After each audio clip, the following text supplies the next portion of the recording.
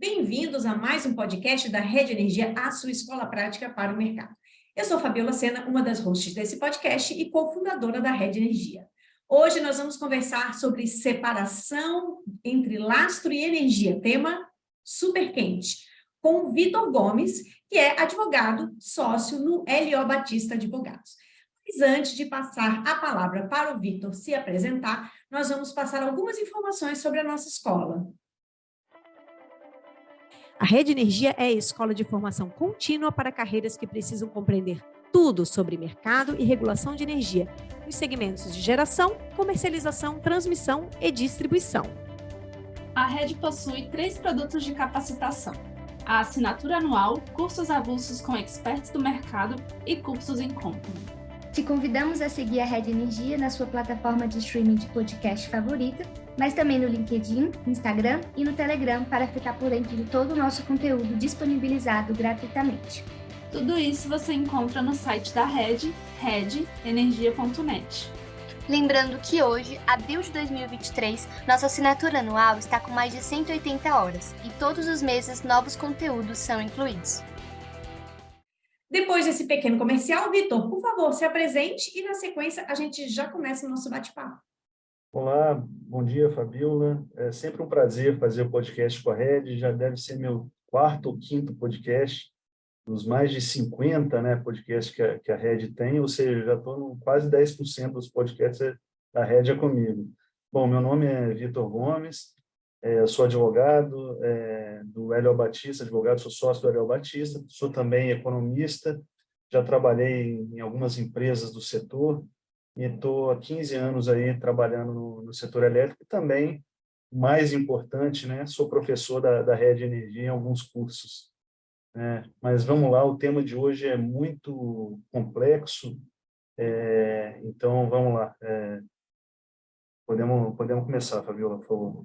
Vitor, antes de começar a fazer as perguntas aqui, queria te agradecer, porque a gente já considera você patrimônio da escola, tá? Porque você tem masterclass, curso, podcast, você topa todas com a gente. Então, é uma grande alegria, porque, além de tudo, você é um profissional super completo, né? Advogado, economista, então traz essa visão bem complementar, o que você sabe, a gente estimula muito na escola. Não é só o ângulo da engenharia, não é só o ângulo do direito, né? Não só o ângulo da economia. Então, juntar tudo isso é super rico, e por isso que você está tão presente na escola, porque realmente você é patrimônio já. Então, acho que a gente pode começar justamente falando sobre um pouquinho dessa história, né? Começou com a CP33, a separação lastro-energia, lá em 2017, nossa, já são 6 anos, né? Essa CP, claro, tinha vários temas lá dentro, na modernização, vários itens. E agora, só para contextualizar, nós estamos em março de 2023, gravando esse podcast, a gente tem uma consulta pública lá no Ministério, que é a 146, que está aberta até o dia 13 de abril de 2023, que trata justamente desse tema da separação lastro-energia, né? Então, eu queria começar perguntando para você o seguinte, Vitor, afinal, o que significa separar lastro-energia? Por que o tema é tão importante? Lembrando que a gente tem muitos ouvintes que não estão acostumados com digamos, esses palavreados específicos aqui da parte de regulação e mercado. Perfeito, Fabiola, obrigado pela pergunta. Bom, mesmo para quem tem uma grande experiência no setor, esse é um tema complexo, tá? Lastro e energia, como você disse, começou a se falar em separação de lastro e energia um pouco antes da CP33, foi lá em 2017, há 6 anos atrás. Na verdade, é um nome, vamos dizer, um apelido que foi dado a um tema relacionado à alocação de custos da confiabilidade do suprimento de energia. Bom, o que significa isso? Falei também um monte de termos técnicos aqui, né? O SIN, o Sistema Interligado Nacional, ele tem um custo para garantir a segurança do suprimento de energia para todos os consumidores e a todo tempo, né? Vamos dizer, é um custo adicional que existe no sistema, adicional ao custo que se fosse num mercado, vamos dizer, puramente competitivo, um mercado que se chama de energy only, né? É um custo decorrente do planejamento. Então, existe um debate como que se aloca esse custo, quem que paga esse custo no sistema, né? Então, começou lá em 2004, no novo modelo do setor elétrico lá, que foi criado lá em 2004 pela Lei 10.848, foi criado o conceito de garantia física e de lastro, né? E a partir de 2004, cada gerador de energia no país passou a ter um certificado emitido pelo Ministério de Minas e Energia, que é a garantia física de cada gerador. Nada mais é do que, basicamente, tá, claro que existe uma metodologia muito complexa para calcular essa garantia física, mas é a contribuição que cada gerador dá para a segurança sistêmica, e essa garantia física ela é dada em megawatt médio. E, de outro lado, isso do lado do gerador, né? Do lado da carga, distribuidoras e consumidores livres, a Lei 10.848 passou a obrigar a essa carga a apresentar cobertura contratual para 100% do seu consumo médio. Isso é importante, do consumo médio numa média móvel de 12 meses, assim que está a regra de comercialização desde lá de 2004. Então, a partir desse arcabouço, né, de um lado a garantia física e o lastro, de outro a obrigação de contratação de 100%, se diz que há uma contratação conjunta de lastro e energia no sistema, né? Ou seja, porque na prática um contrato de energia ele proporciona lá na CCE o lastro para o consumidor entregar suas obrigações de lastro, e a energia também que serve na CCE para mudar suas posições no mercado de curto prazo como hedge para o consumo de energia, né? Então, assim, naquele momento, tá lá desde 2004, essa confiabilidade sistêmica, ela tinha, que é traduzido na garantia física, tinha uma dimensão só.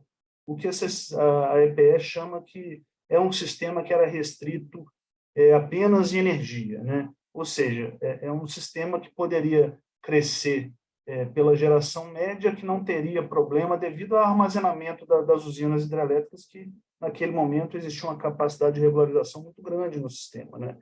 Então, esse sistema evoluiu para o que a EPE chama agora um sistema que não é só restrito em energia, como um sistema também restrito em potência, né? Então, o sistema passou a ter, vamos dizer, outros requisitos, né?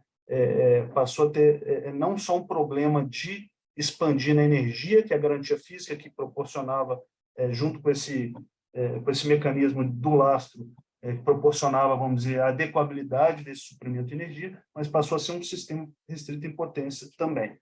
Aí, o que foi identificado na CP 33? A CP 33 identificou que haveria uma distorção na alocação do custo de expansão nessa dimensão de potência, porque já que o sistema passou a ser restrito em potência, e o sistema precisa crescer em potência também, senão dá apagão, né? Essa alocação ela estava mais, não poderia ser feita no mercado livre, porque não existia forma de obrigar o consumidor livre a contratar potência, então essa alocação estava sendo feita meio que disfarçada no mercado regulado. Então, quem pagava por essa nova, vamos dizer, uma garantia física de potência, que não existia, mas quem pagava por isso, no fim das contas, é o consumidor do mercado regulado. Então, foi identificada essa distorção de alocação de custo, né? Quem estava pagando por essa expansão da potência é o consumidor do mercado regulado, o consumidor cativo. Então, identificou essa distorção, tá? Então, foi proposto na CP 33 de uma forma ainda bastante principiológica, né? Sem muitos detalhes, que seja separada a contratação de lastro e energia mediante alteração na lei 10.848. E na CP 33, o que apenas colocou que essa separação traria, vamos dizer, uma maior confiabilidade e vamos dizer, uma eficiência alocativa maior. Bom, é basicamente isso. Então, essa discussão de eficiência alocativa na adequabilidade do suprimento foi batizada lá de lastro e energia, e, vou dizer, pouca gente ainda sabe o que realmente está em discussão nessa questão do lastro e energia. Bom, muito basicamente bom, então, isso. Basicamente, o que você quis dizer foi identificada uma dor, né, um problema, né, uma deficiência, e o remédio que foi proposto na CP 33 foi essa separação lastro-energia, né? Esse seria ali a remediação dessa identificação. Aí eu te pergunto o seguinte, desde essa consulta pública 33, como que esse tema tem evoluído? A gente sabe que a gente tem um projeto de lei, né, que é o 414, que ele versa sobre essa separação de lastro-energia, mas assim, como que isso tem evoluído lá desde 2017, nesses 6 anos? Desde a CP33, né, esse tema evoluiu, de certa forma, houve uma evolução, não na rapidez que a gente gostaria que houvesse, né, mas houve uma evolução sim. Primeiro, esse tema, depois da CP33, essa separação entre lastro e energia foi colocada no PLS 232, no Senado, que virou o PL 414, que está em discussão até hoje. Então, no âmbito legal, legislativo, isso não avançou, né? A gente sabe muito bem, o PL 414 está para ser aprovado há alguns anos e todos esperam que seja esse ano, mas ninguém sabe o que vai acontecer. Mas, em paralelo, né, no governo passado foi feita uma iniciativa, que é a iniciativa de modernização do setor elétrico, tá? Que se deve lembrar bem, né, foi, na verdade, uma continuação da CP33, em que foram vários pontos detalhados, inclusive foi criado um grupo de trabalho específico para esse tema do separação de lastro e energia, foi feito workshops, houve um relatório da EPE sobre esse workshop lastro e energia, se não me engano, ficou com a EPE, a relatoria desse tema, tá? Então, esse relatório foi produzido em agosto de 2019, com vários detalhamentos metodológicos sobre como que seria feita essa separação entre lastro e energia na prática, mas, enfim, isso foi colocado também como uma evolução, tá? Em agosto de 2019. Em 2019 também, aí sim uma evolução concreta, foi publicada a resolução CNPE 29/2019 e depois, em sequência, a resolução do MMS 59/2020. O que essas resoluções elas tratam? Elas definem, na prática, novos critérios de garantia de suprimento e que passou a ter um critério explícito de suprimento de potência. Antes era só o critério energia, então passou a ter um critério explícito de suprimento de potência, ou seja, o planejamento setorial passou a oficialmente calcular, vamos dizer, os requisitos, as necessidades, não só na dimensão energia, como na dimensão potência. Isso foi uma evolução bem substancial, e que essa evolução ela não foi muito comentada à época, tá? Só para quem trabalha muito mesmo com planejamento setorial sabe bem disso, mas não foi algo que foi alardeado à época, não. Mas foi uma evolução bem substancial para o sistema, para o planejamento setorial, essa resolução 29 e a portaria MMS 59 de 2020. Depois, houve uma evolução que houve a publicação da lei 14.120 de 2021, se não me engano, veio da medida provisória 998, que previu a contratação de um novo leilão de reserva de capacidade na forma de potência, tá? E aí, utilizando aquele critério de garantia de suprimento da resolução CNPE 29 de 2019. Então, em 2021, houve esse primeiro leilão de reserva de capacidade, utilizando esses critérios da portaria CNPE, né, para chegar à demanda do leilão. E esse leilão foi com início de entrega em julho de 2026, então a demanda de potência desse leilão foi utilizando aqueles critérios de garantia de suprimento decorrentes da nova metodologia, né? Esse leilão, ele ainda não foi um leilão, vamos dizer, que havia limitação de fonte, só foi termoelétrica que foi permitida, porque não havia um cálculo de lastro de potência, tá? Então, devido a essa ausência de metodologia para calcular lastro de potência, se permitiu apenas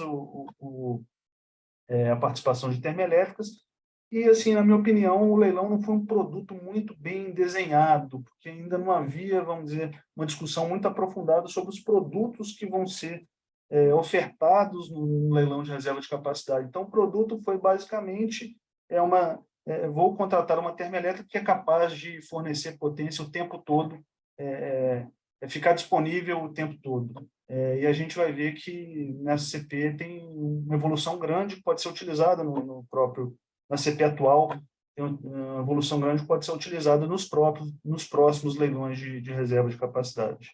Bom, então essa foi a evolução até o momento, e agora essa consulta pública, a 146 de 2022, que está aberta, que você comentou, está aberta, que aí são várias notas técnicas com aspectos para detalhamento de metodologias, né, sobre essa questão do laço de energia.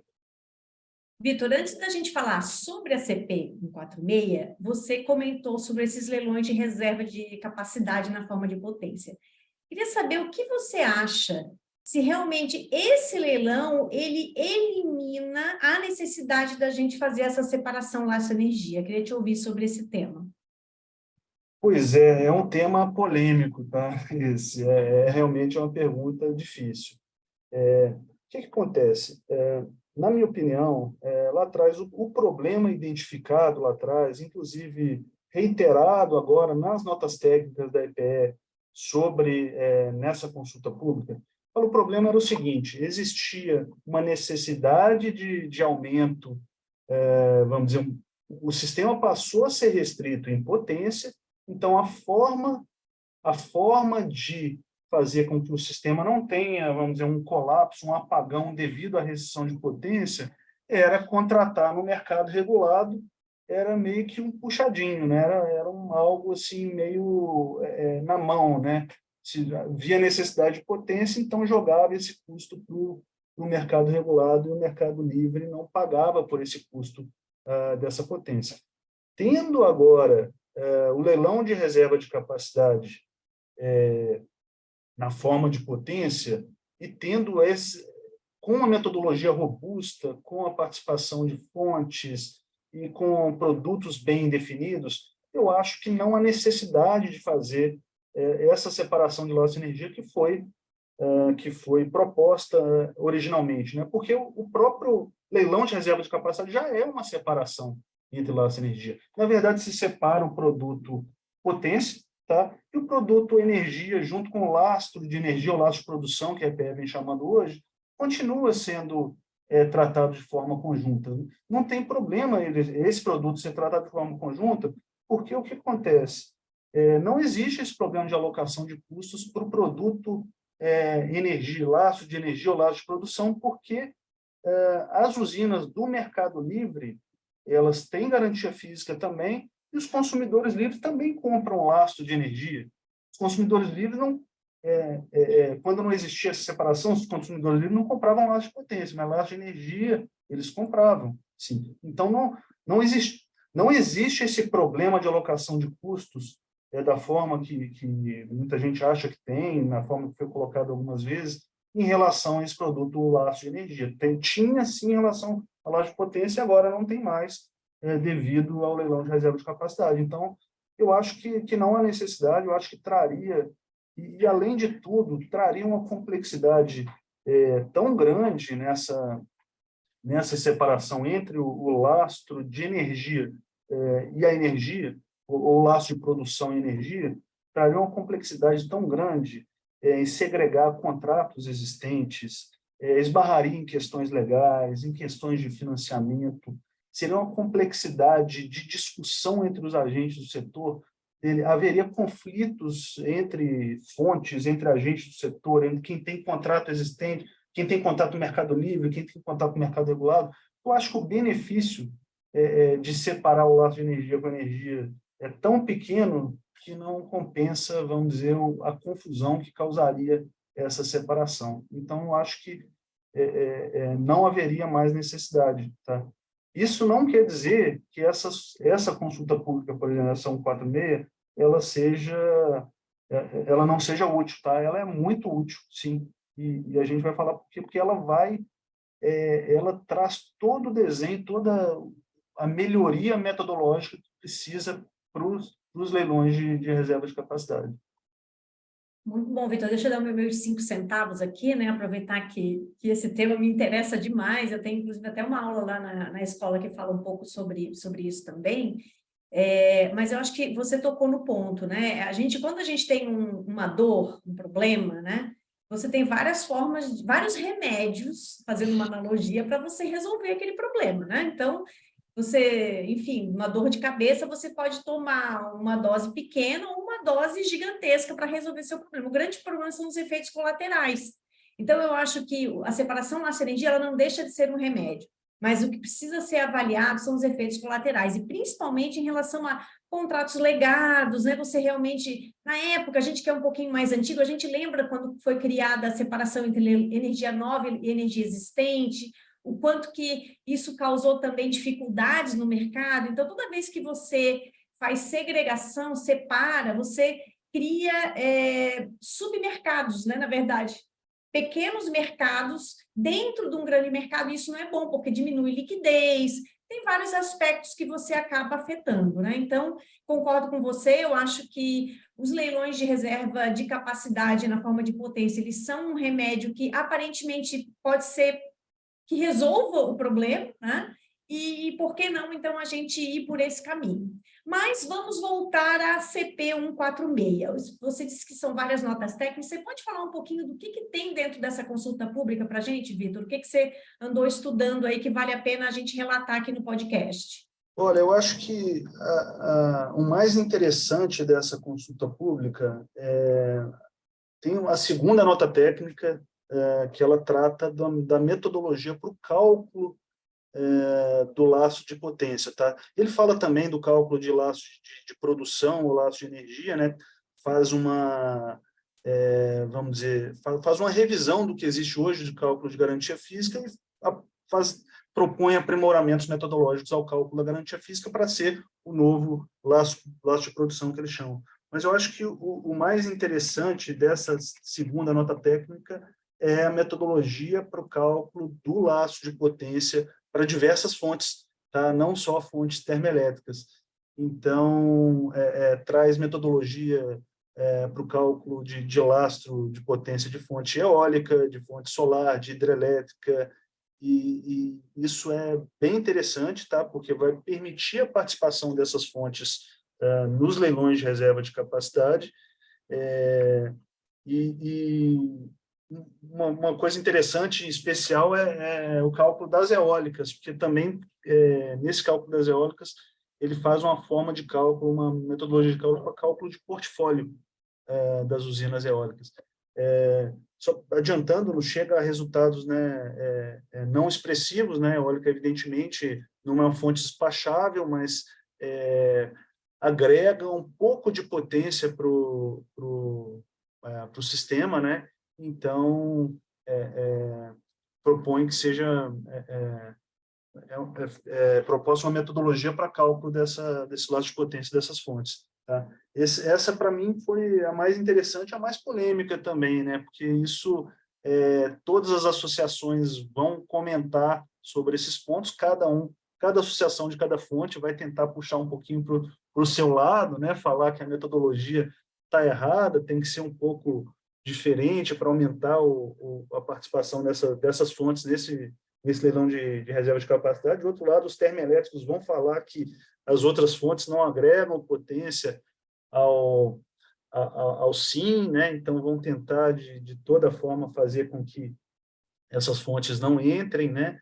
Mas vai ser uma briga boa, briga saudável, né? Uma briga técnica, em cada um defendendo o seu ponto, né? De forma saudável e democrática, né? Numa consulta pública do Ministério. Tá? E outra nota técnica traz alguns aprimoramentos metodológicos sobre os requisitos de potência, principalmente em relação à granularidade temporal. Tá? Se chega à conclusão de que o requisito de potência pode ser feito numa granularidade quadrimestral, ou seja, isso abre espaço para que os produtos no leilão de reserva de capacidade sejam produtos que deem mais ênfase, por exemplo, a determinadas épocas do ano.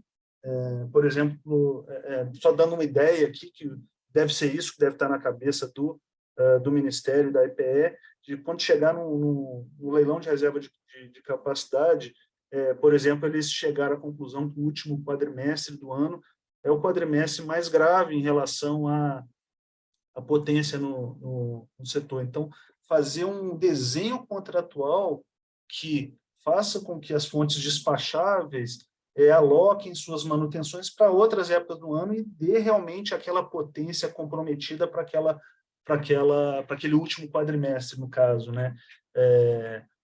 E essa primeira nota técnica dá espaço para técnico, né? Dá fundamento técnico para que isso seja feito com cálculos robustos, né? E é muito interessante, isso era uma das críticas que a gente fez ao primeiro leilão de reserva de capacidade. A gente sabe que a necessidade de potência no sistema, ela não é flat o ano inteiro, né? Ela é sazonal, né? Então, por que você vai exigir de um gerador, num leilão de reserva de capacidade, que ele fique disponível o ano inteiro e valore isso de forma igual, né, sendo que você precisa de mais potência em novembro, por exemplo, né? Então, vamos fazer um produto que valore mais a sua disponibilidade em novembro, porque é lá que o sistema precisa. Então, vamos fazer o seguinte, se você ficar indisponível em novembro, vai ser uma penalidade pesadíssima, certo? E nos outros meses, uma penalidade mais branda, mas em novembro você tem que estar disponível, porque o sistema precisa de você em termos de potência. Então, essa primeira nota técnica abre espaço para esse tipo de produto, um leilão de reserva de capacidade, é muito, muito interessante mesmo. E a terceira nota técnica trata de um mecanismo de uma espécie de mercado de curto prazo para potência, né? Que eles falam, né? Que existe, inclusive, é um mecanismo que existe no México, é um mecanismo de compra e venda de potência depois de um leilão de reserva de capacidade. Também é uma nota técnica bem interessante e útil. Como eu disse, né, você perguntou anteriormente se esse leilão de reserva de capacidade, esse novo leilão, ele tira a necessidade de separação do lastro de energia. Entendo que sim, para o produto energia e lastro de energia ou lastro de produção, mas para o produto de reserva de capacidade já nasceu separado, né, esse produto. Então, essas notas técnicas, o raciocínio que eu queria fazer é que essas notas técnicas, apesar de ter esse nome, lastro de energia, eu acho que ela seria mais adequada para dizer melhorias metodológicas para o leilão de reserva de capacidade, e são notas técnicas excelentes, assim, com a qualidade técnica muito boa. Claro que cada gerador, cada associação vai puxar para o seu lado, vai fazer as críticas pertinentes, né? Evidentemente que nem tudo é perfeito, mas, no geral, é uma qualidade muito boa e vai ser muito útil para os próximos leilões de reserva de capacidade. Muito bom, Vitor. Acho que o que você abordou aí, né, principalmente quando você falou da primeira nota técnica, ela flerta também com essa questão dos atributos, né? Então, você começa a colocar os pingos nos is, né? Já lá naquele leilão de 21, que a gente não teve participação das demais fontes, agora a gente vai poder ter, né, em tese, se, dependendo de como que essa consulta pública avançar, a gente pode ter outras fontes, e isso já começa a mostrar que cada fonte, ela contribui com um determinado atributo, né? Então, esses atributos precisam ser precificados, né? E como que isso vai ser remunerado.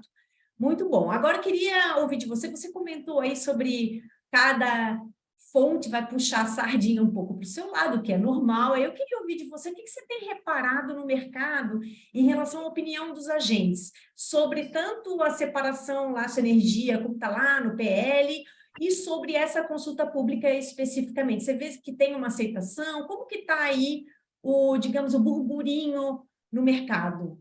Olha, o que eu tenho conversado com alguns agentes, alguns clientes, primeiro, é um tema de extrema complexidade, tá? Apesar desse tema estar em discussão há muitos anos, como você colocou no início, há mais de 6 anos, houve workshops, houve uma tentativa de educar as empresas em relação a esse tema, né? Vários eventos e tal.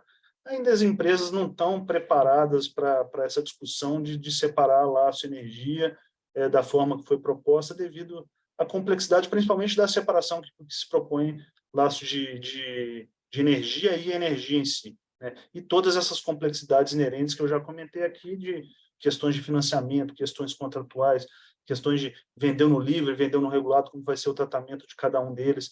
Então, a complexidade é tão grande que eu acho que os agentes ainda não estão preparados para essa discussão e não querem ter também essa discussão, que existem outros problemas no dia a dia mais relevantes para as empresas no setor. Tá?